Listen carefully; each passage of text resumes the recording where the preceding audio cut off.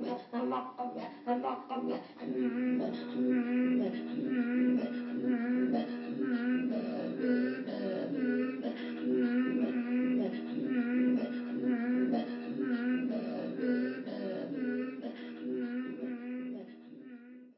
peu près dans les années qui ont suivi mon arrivée au département d'anthropologie, évidemment, j'ai encore des liens avec les gens de santé publique, ne serait-ce que par le biais des projets de recherche dont j'ai parlé, sur la santé mentale, par exemple. Bon, il y a, euh, il y a des liens que j'ai conservés avec ces gens-là.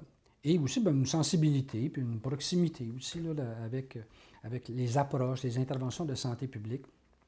Et en même temps, après la publication aussi du bouquin que j'ai fait sur culture et santé publique, si vous voulez, comme un bilan une quinzaine d'années de mois de recherche et d'enseignement sur l'anthropologie de la santé, un peu la sociologie de la santé aussi, bien là, je sentais le besoin peut-être de passer à autre chose, mais ça m'avait ouvert la porte aussi à l'international, à beaucoup d'interventions ailleurs, donc une reconnaissance un peu en France, en Suisse, et en Belgique, en particulier dans le monde francophone, parce que le bouquin était publié en français, où j'ai pu aller plus loin dans tout ça.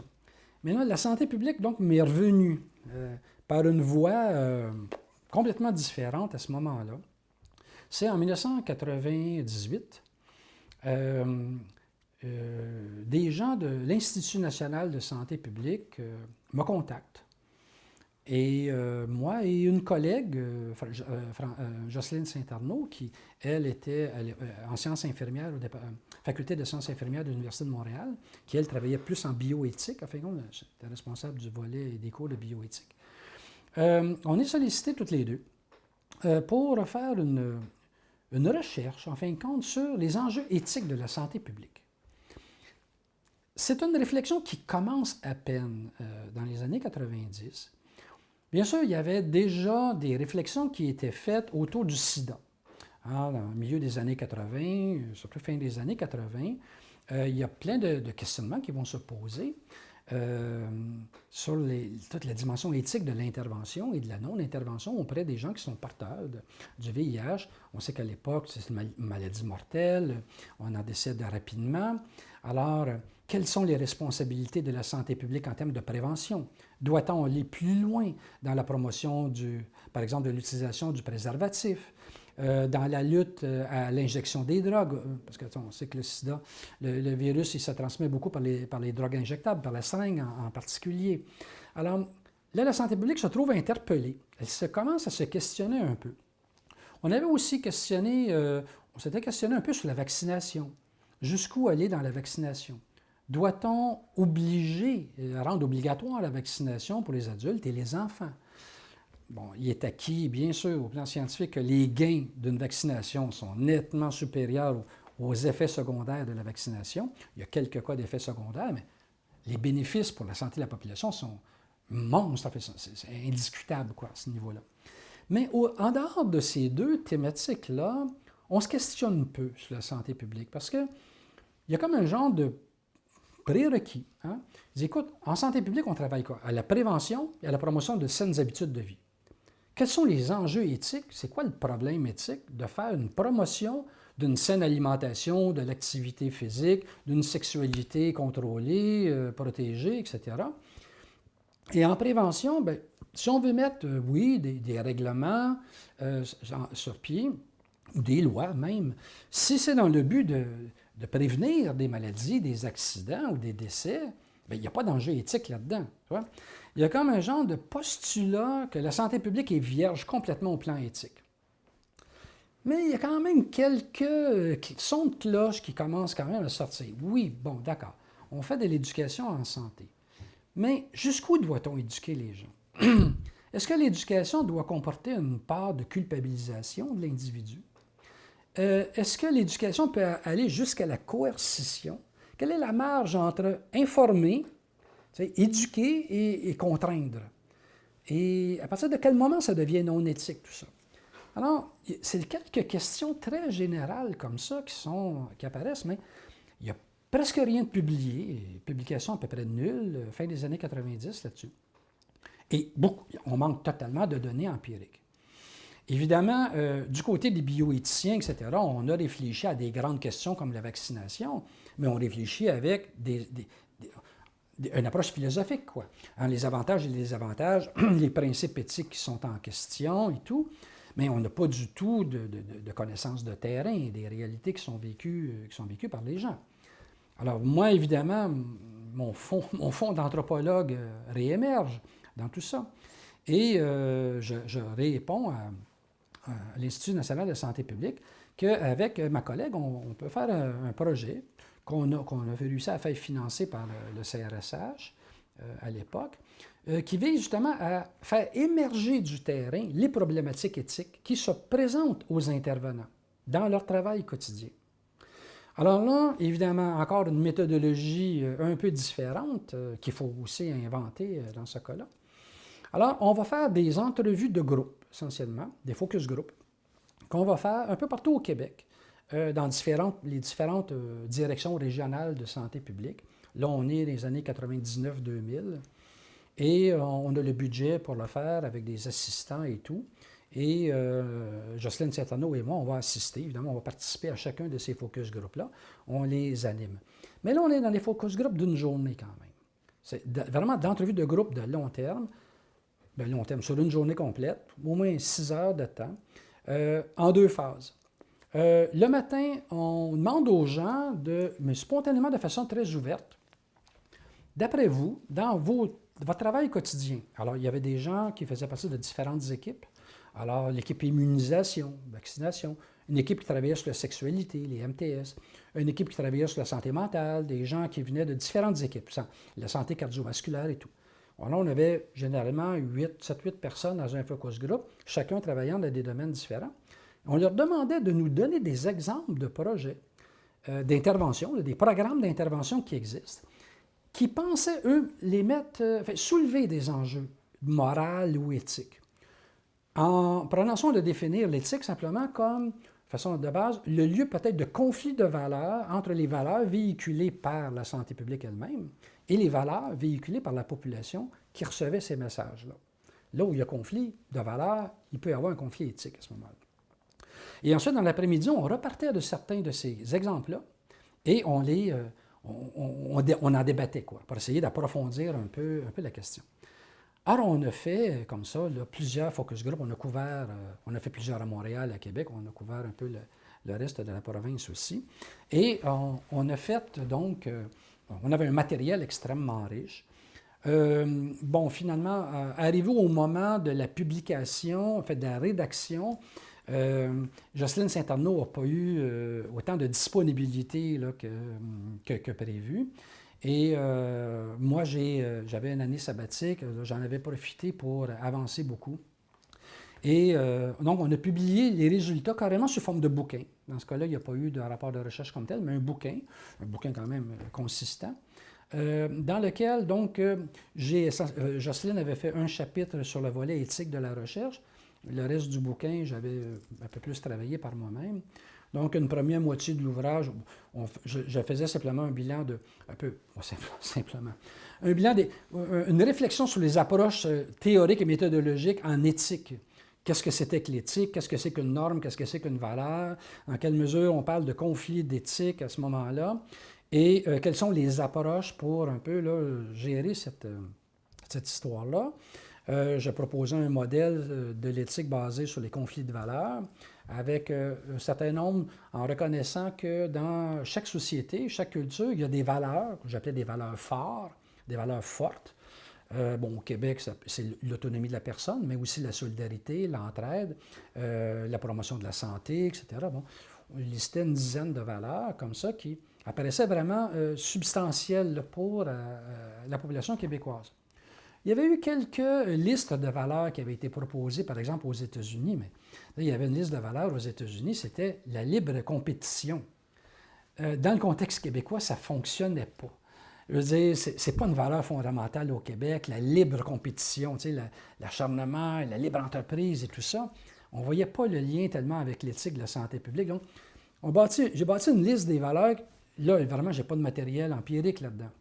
J'y vais comme ça, en proposant une liste de valeurs fortes qui vont servir de balise à une éthique de la discussion. Parce que pour moi, l'éthique, ce n'est pas nécessairement décrété par quelqu'un à quelque part ou par une école philosophique quelconque, que ce soit Kant ou Habermas ou autre, là. Mais il faut qu'il y ait une délibération. Et là, peut-être que Jürgen Habermas, par exemple, est apparu comme quelqu'un de beaucoup plus intéressant parce qu'il ne définit pas à l'avance qu'est-ce qui est éthique et qu'est-ce qui ne l'est pas. Ce qui est éthique et ce qui ne l'est pas est défini à travers une délibération éthique. Et bon, là, peut-être qu'il va un peu moins loin, bon, comme philosophe, un peu plus théoricien, il va un peu moins loin dans l'atterrissage de cette notion-là. Moi, je vais plus me référer un peu à des politologues un peu qui travaillent beaucoup sur les délibérations en politique pour réfléchir sur les conditions de la délibération, une bonne délibération. Alors, quelles devraient être les conditions d'une bonne délibération éthique et quels devraient être les partenaires de cette délibération-là? Puis évidemment, moi, comme anthropologue, la délibération, ce n'est pas une délibération entre philosophes, ni entre personnel de santé publique, professionnels de santé publique, mais il faut que ça implique absolument la population. On parle des enjeux éthiques comme un conflit de valeurs entre les valeurs véhiculées par la population et celles véhiculées par la santé publique. Il faut que le discours ait une importance.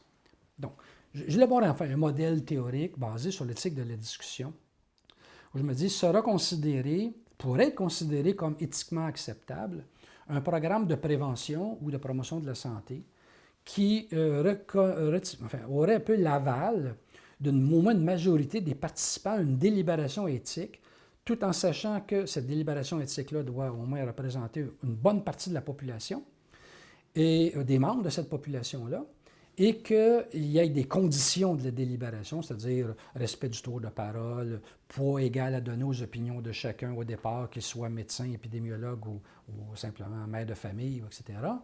Et on vise à en arriver un genre d'entente sur donc des modalités de l'intervention qui pourraient être retenues et jugées éthiquement acceptables. Mais ici, évidemment, là, ça c'est la partie théorique du bouquin. La deuxième partie du bouquin, elle présente les résultats de la recherche que j'ai fait, que j'ai formaté un peu, mais avec Jocelyne Saint-Arnaud, où là, on va ventiler les enjeux éthiques tels qu'ils nous ont été rapportés par les professionnels de santé publique dans leur travail quotidien. Alors, il y a un, évidemment, qui est en lien avec l'information et la communication. Comment communiquer le risque? Hein, comment informer les gens d'un facteur de risque comme tel? Et les questions de la confidentialité. C'est quoi la marge entre sous-informer la population et surinformer la population? Tu sais, il y a des gens qui vont nous donner comme exemple, écoute, on est dans une entreprise qui est une industrie qui a, mettons, 1000 employés. On sait qu'il y a des problèmes d'intoxication des employés à l'interne, parce qu'il y a des substances toxiques, etc. Et on sait aussi que l'usine, elle pollue l'environnement de toutes sortes de façons. Là, elle pollue l'environnement alentour de l'usine. Et l'usine et le syndicat commandent une étude sur la santé des ouvriers. Et là, se pose la question, enfin, le syndicat et l'entreprise, conjointement, décident de ne pas rendre publics les résultats et même de ne pas les rendre accessibles aux syndiqués même. Parce que ça met en évidence qu'il y a des problèmes de santé importants, mais en même temps, des problèmes écologiques importants qui peuvent amener la fermeture de l'usine et donc la disparition des emplois de ces gens-là. Alors, il y a un enjeu éthique qui est là, tu vois. Alors, on doit pondérer, balancer les intérêts des ouvriers puis de la communauté environnante, parce que ces gens-là sont des soutiens de famille, avec des considérations de santé.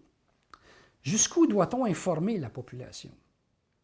Et là, dans ce cas-là, par exemple, la population, mettons, environnante de l'usine et la population des travailleurs qui travaillent de l'intérieur de cette usine-là, qui s'exposent. Alors, c'est un petit exemple dans ce domaine-là, mais c'est, le respect du droit à la confidentialité. Tout le monde, c'est comme un droit sacré dans notre société, le droit à la confidentialité. Mais vous êtes parent. T'es parent, tu as un jeune enfant de 2 ans, ton enfant est séropositif. Tu veux l'envoyer à la garderie. Tu te présentes à la garderie, tu informes la garderie forcément. Tu peux ne pas le faire, mais moralement, tu informes la garderie en disant, écoute, mon enfant est séropositif. Mais il n'y a pas de contagion, à moins peut-être d'une morsure, tu sais, ou etc., d'un autre enfant. Bon. La directrice de la garderie doit-elle informer les autres parents ou non qu'il y a un enfant séropositif dans la garderie?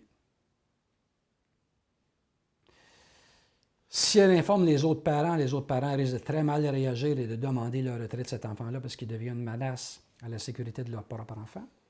Ne pas les informer, c'est protéger, bien sûr, l'intégrité de cet enfant-là, la confidentialité, son droit à une confidentialité de son statut de séropositivité et probablement du statut de séropositivité de ses parents, ou au moins de sa mère, qui lui aurait transmis peut-être à la naissance le sida qu'elle avait elle-même. Tu vois, le genre de problème. Mais ça peut être le même cas avec le VHC, enfin, l'hépatite, enfin, d'autres problèmes, hein, mais le sida, c'est peut-être plus symboliquement percutant.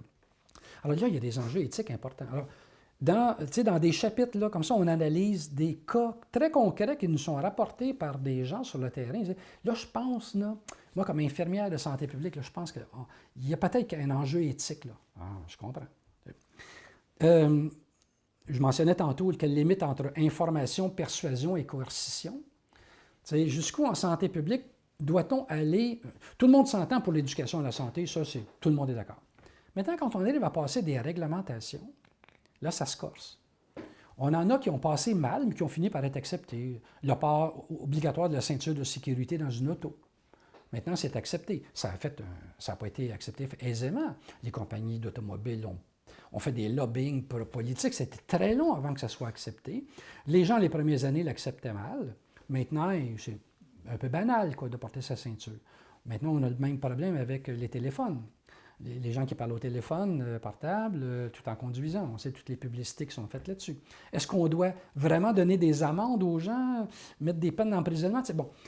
Dans la prévention, il y a tout un éventail d'interventions qui vont des interventions les plus soft, c'est-à-dire informer les gens des risques que ça représente, et les interventions plus dures, un peu, qui vont jusqu'à les réglementations, l'emprisonnement, les sanctions, enfin des amendes, etc., etc.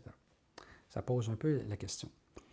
L'étiquetage social apparaissait aussi comme tout un autre champ. En santé publique, on travaille avec des populations ciblées. On travaille avec les toxicomanes. On travaille avec les séropositifs. On travaille avec les populations défavorisées. On travaille avec les obèses. On travaille avec des groupes qui ont des problèmes. Évidemment, plus on fait des programmes de prévention qui ciblent ces populations-là, automatiquement, on peut les stigmatiser et alimenter une discrimination sociale à l'encontre de ces populations-là. Alors, les professionnels nous rapportaient, oui, mais regarde, dans certains cas, par exemple, avec l'obésité, jusqu'où on va là, avec l'obésité? À un moment donné, on finit par culpabiliser les jeunes, ou sinon, on culpabilise leurs parents qui font mal manger, quoi, ou qui ne sont pas assez vigilants dans l'accès que leurs enfants ont à la malbouffe le midi à l'école, par exemple. Tu vois? Alors, quelle est la marge, à partir de quel moment on se met, bien involontairement, à culpabiliser? Puis là, moi, j'avais toute une analyse qui disait, écoute, en fait, à la limite, on ne peut pas faire de santé publique sans aucune culpabilisation. Tu peux dire à quelqu'un, regarde, c'est bon que si tu as des relations sexuelles non protégées, tu portes un préservatif. Si tu veux qu'elle soit safe, il faut que tu portes un préservatif. À partir du moment où la personne ne l'utilise pas, son préservatif, mais qu'il s'est fait marteler ça pendant X temps, depuis l'école secondaire, voire primaire, automatiquement, il y a une culpabilité qui va être générée.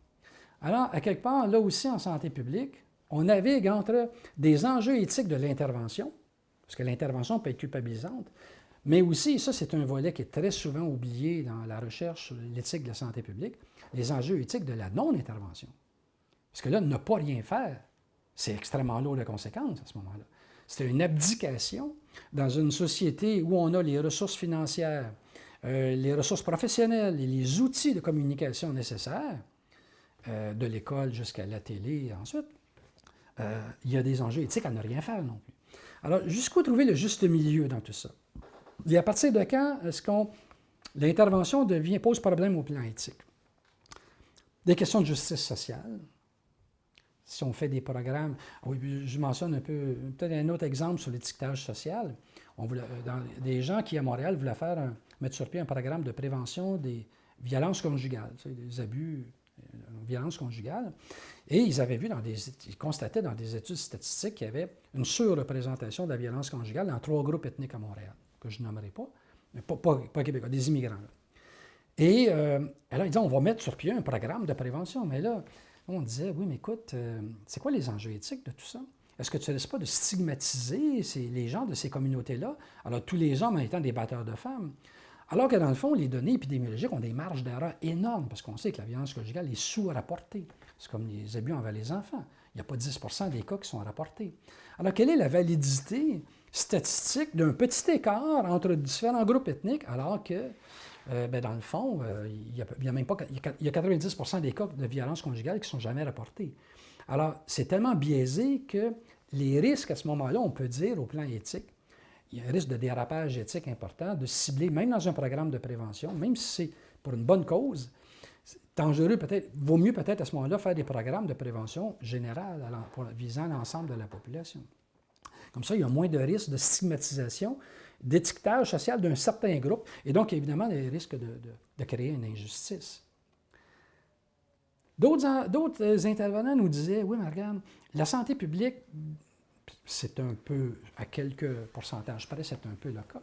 La santé publique dépense peut-être 80-85 de tout son budget à intervenir auprès de gens qui n'en ont rien à foutre, essentiellement des milieux défavorisés. Ils ne veulent rien savoir. Les campagnes anti-tabac, ça ne fonctionne pas.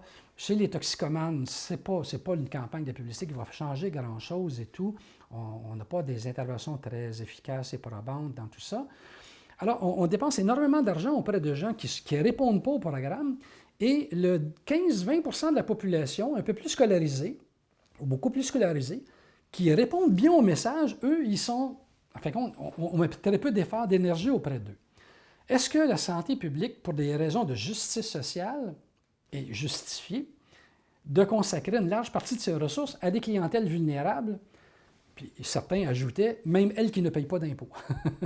Alors que ce sont ceux qui payent les impôts qui n'ont pas accès finalement gratuitement à ces programmes-là parce qu'ils ne sont pas assez à risque. Et évidemment, on veut viser les populations qui sont les plus concernées et eux, ils ne sont jamais les plus concernés. Enfin, tu vois, le genre de débat extrêmement politique, une bombe politique là-dedans, mais en même temps, c'est des enjeux éthiques fondamentaux en termes de justice sociale. D'autres nous donnaient plein d'exemples sur la moralisation. Moralisation, est-ce que la santé publique n'est pas une entreprise normative qui veut absolument faire des êtres moraux? Des gens qui... moi, j'ai écrit plusieurs textes là-dessus quand même, et j'en parle dans l'ouvrage synthèse que je vais faire, que j'ai fait un peu plus tard, dont j'ai parlé éthique et santé publique. Là, j'ai une section là-dessus, mais j'ai fait des articles là-dessus aussi. Est-ce que la santé publique ne devient pas une nouvelle région de la moralité, une nouvelle religion séculière, avec ses propres curés, c'est-à-dire les spécialistes de santé publique, qui font des sermons sur la vie bonne. Tu sais, la vie bonne, c'est une vie avec une sexualité protégée, avec une saine alimentation, avec une activité physique et tout. Alors, est-ce qu'on n'est pas face à une moralité séculière? Donc, une entreprise, la santé publique, qui devient comme une entreprise de moralisation des modes de vie, moralisation des mal-êtres et la malséance des gens, dans la société. Et là, ça soulève des questions. Alors, jusqu'où la santé publique doit-elle être prudente à travers ces programmes de prévention, de promotion de la santé pour ne pas surculpabiliser la population et ne pas devenir finalement des remplaçants simplement des curés, où on remplace les curés par des gens de santé publique. Certains vont se faire accuser d'ailleurs en santé publique d'être des ayatollahs du tabac. Tellement ils sont militants contre le tabagisme et contre les compagnies de tabac, bien entendu. On va les qualifier d'ayatollahs du tabac parce qu'ils ont des discours très durs, quelque part, et très moralisateurs aussi, parfois. Bon, des discours politiques de dénonciation des entreprises, des grandes entreprises multinationales qui vendent le tabac et qui font beaucoup d'argent, mais aussi un travail de culpabilisation un peu de la population comme telle. Alors donc, bref, il va y avoir, dans ce bouquin-là, dans ce travail-là de synthèse, on va faire vraiment une synthèse de toute cette réflexion théorique et pratique, dans des papiers aussi, mais dans le bouquin, je le vois un peu comme une réflexion, aussi bilan, sur une autre facette. C'est plus que la culture et la santé publique à ce moment-là. C'est vraiment, à l'intérieur de la culture, la place des valeurs morales en conflit, celles véhiculées par la santé publique et celles véhiculées par la population. Parce que si la population accepte tout sans aucun problème, il n'y a pas d'enjeu éthique. Là. Mais ce n'est pas comme ça que ça se passe. Ça coince dans certaines interventions. Et alors là, il y a vraiment un défi de combiner théorie éthique et pratique et intervention et recherche-intervention à ce moment-là.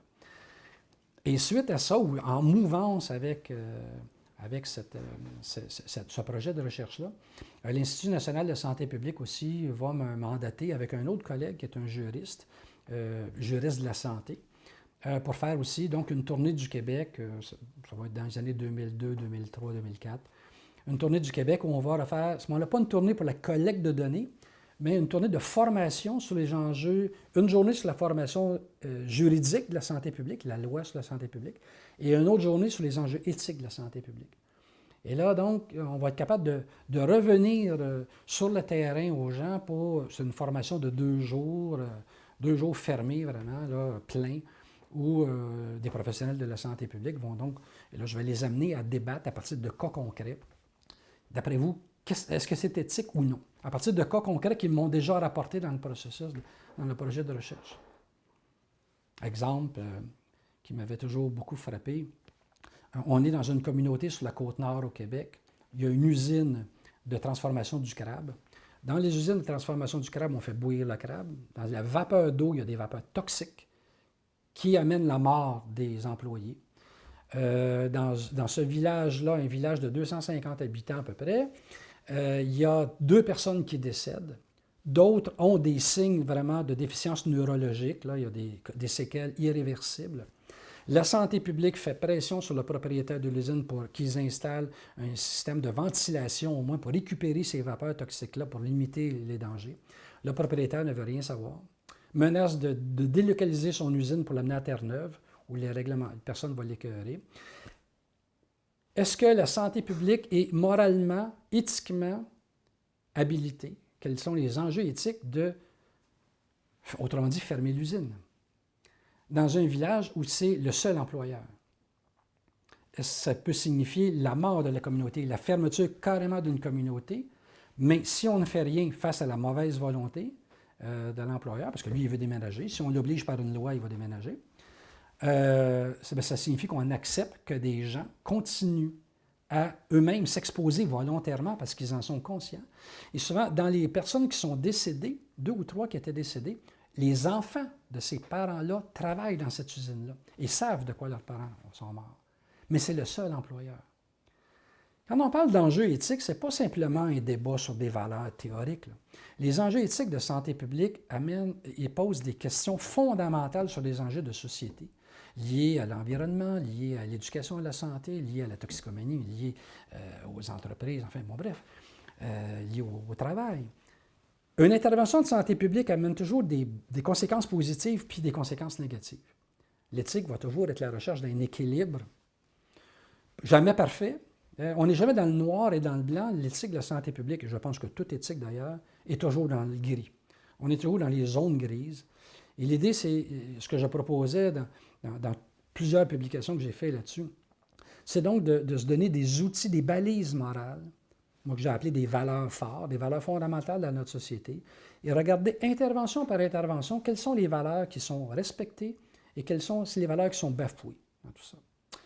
Et faire le pendant, essayer de trouver la meilleure solution, entre guillemets, c'est-à-dire celle qui crée le moins de tort tout en amenant le maximum de bénéfices. On est dans une éthique strictement, d'équilibre, quasiment utilitariste là-dedans, de pondération, mais la vraie vie, elle est là. Et les directeurs de santé publique ne trouvent pas ça si aisé à gérer.